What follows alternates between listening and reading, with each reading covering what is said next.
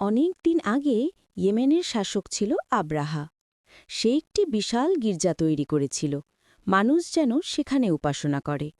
কিন্তু কেউ সেখানে আসত না, সবাই যেত মক্কার পবিত্র কাবাতে। আব্রাহা এতে রাগে অন্ধ হয়ে গেল।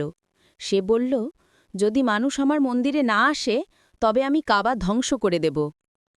এরপর সে প্রস্তুত করল এক বিশাল হস্তিবাহিনী। সামনে ছিল বিশাল হাতি। সে তার সৈন্যদের নিয়ে মরুভূমি পাড়ি দিয়ে মক্কার উদ্দেশ্যে রওনা হল। তারা যতই এগোতে থাকে ধুলোয় আকাশ ঠেকে যায়। পর্বত, মরুভূমি, উপত্যকা সব পেরিয়ে তারা মক্কার খুব কাছাকাছি পৌঁছাল। কিন্তু ঠিক তখনই অদ্ভুত কিছু ঘটে।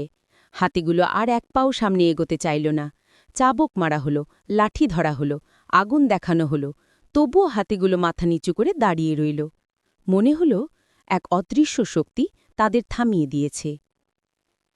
আব্রাহা চিৎকার করে বলল, এগিয়ে যাও, ধ্বংস করো কাবা। সৈন্যরা আবার চেষ্টা করল, একটু এগোতে চাইল, পরে আবার থেমে গেল। যেদিক কাবার দিকে মুখ সেদিকে যেতে হাতিরা রাজি নয়। ঠিক সেই মুহূর্তে আকাশ রং বদলাতে শুরু করল। দূর থেকে দেখা গেল দল বেঁধে আবাবিল পাখি উড়ে আসছে। প্রতিটি পাখির ঠোঁটে ও পায়ে ছোট ছোট সিজ্জিলের পাথর। পাখিগুলো মাথার উপর ঘুরে সেই পাথরগুলো আব্রাহার বাহিনীর উপর বর্ষণ করতে লাগল।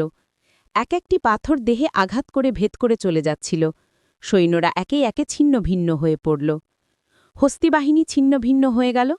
আব্রাহা পলায়ন করল, আর আল্লাহ তার ঘর কাবা শরীফকে রক্ষা করলেন।